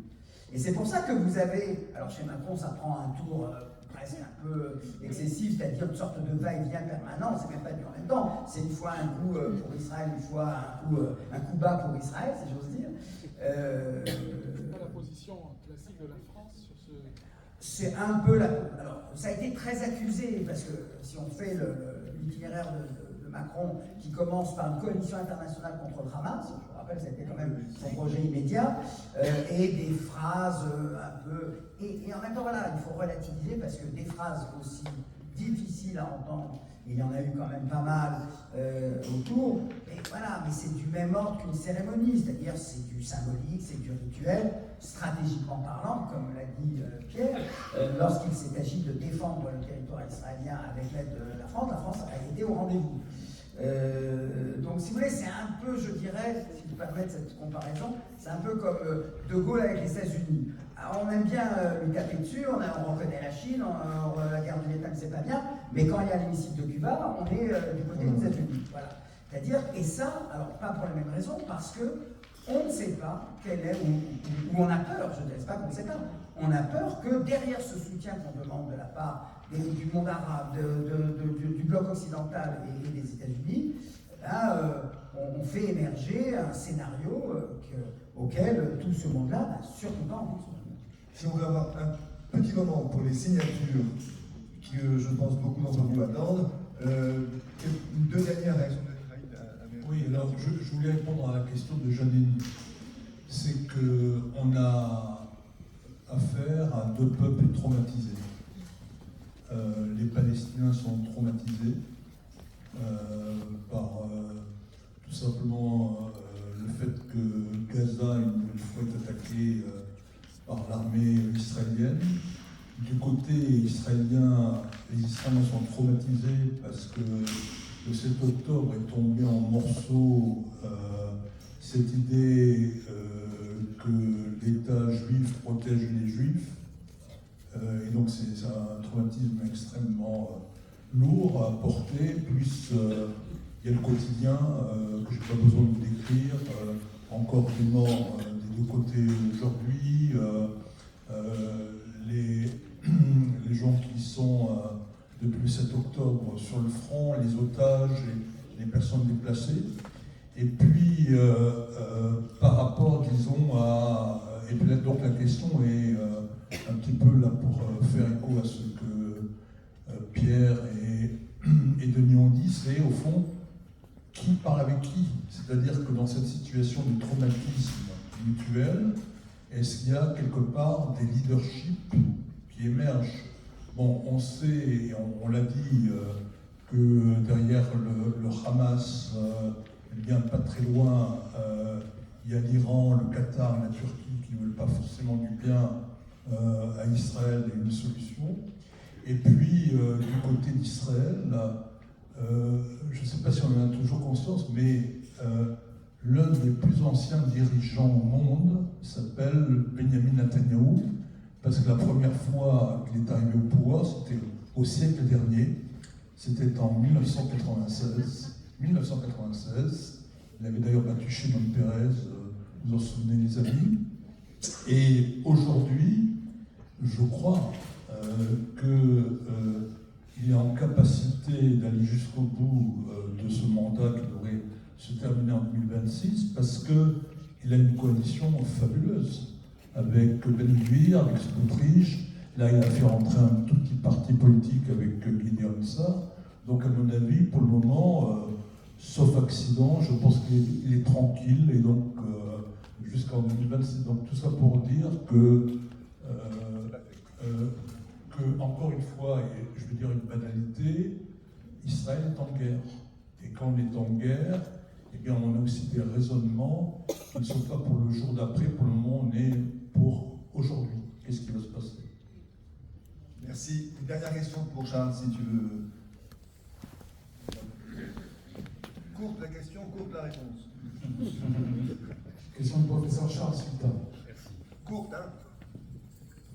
C'est une question que je me permets de poser à M. Lasky, que j'écoute tous les matins dans les embouteillages montpelliérains. Vous avez évoqué tout à l'heure la notion de peuple. Peuple palestinien et peuple israélien ou peuple juif. Sur quelle base parlez-vous du peuple palestinien? Sur quelle base historique, ethnographique, géopolitique? Sur quelle base? Car, à ma connaissance, le concept même de peuple palestinien a été créé par le KGB il y a quelques années. Et donc, comment pouvez-vous, car ouvrir la discussion c'est intéressant, mais à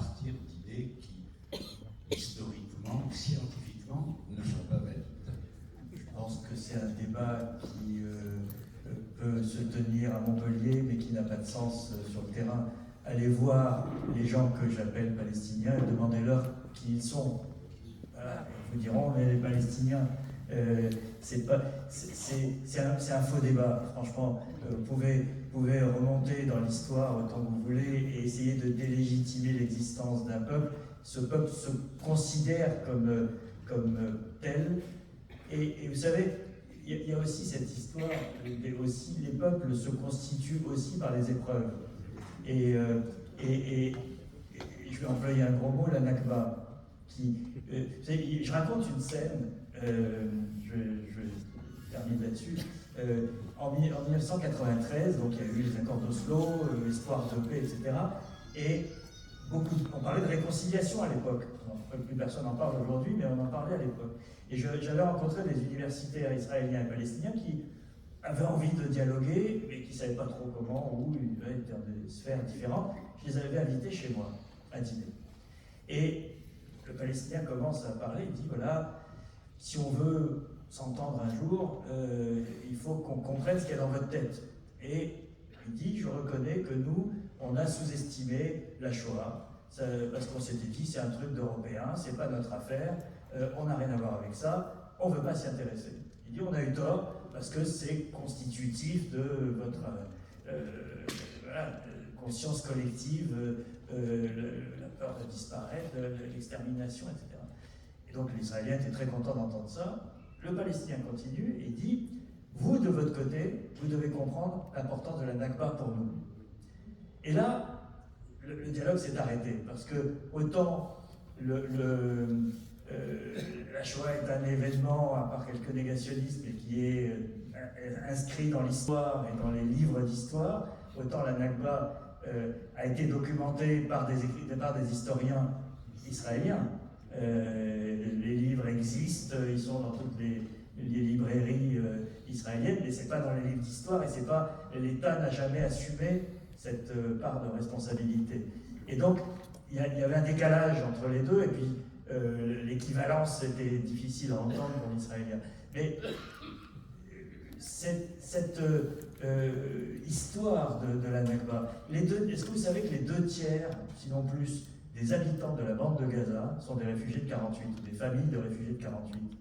C'est-à-dire des gens qui sont partis volontairement ou involontairement, peu importe, et se sont réfugiés dans la bande de Gaza, qui sont en train de vivre la même chose, de nouveau. Et donc, vous pouvez leur dire, vous n'êtes pas des Palestiniens, vous n'êtes pas un peuple, vous n'existez pas, ça ne change rien à la réalité de ce qui constitue un peuple, c'est-à-dire une expérience commune et une histoire commune et un destin commun. C'est ce qu'ils ont aujourd'hui. Ce destin, il est tragique, mais vous ne pourrez pas le leur enlever. Merci infiniment. Amis militants et puis inscrits, je leur demande de se diriger vers la salle où sont les livres, de façon à ce qu'ils puissent signer leurs ouvrages et remercier